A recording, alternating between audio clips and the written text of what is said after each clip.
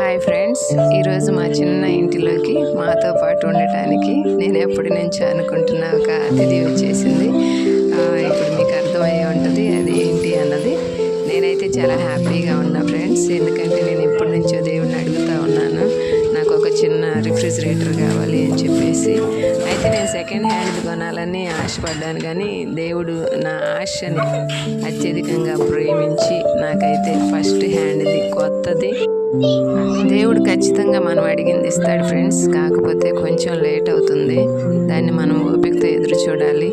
నేను దేవుడిని second hand refrigerator fridge అన్న ఇవ్వు అని నేను అడుగుతూ వచ్చినప్పుడు దేవుడు నాకు శ్రేష్టమైన దాన్ని ఇస్తూ ఉన్నాడు. అలానే మరి మీ జీవితంలో కూడా దేవుడు శ్రేష్టమైన వాటిని ఆలస్యమైన ఇస్తాడు. సో మీరందరూ ఆశతో ఎదురు చూస్తూ ఉండండి. నేనైతే ఈరోజు చాలా హ్యాపీగా ఉన్నాను. Thank you God, thanks to all.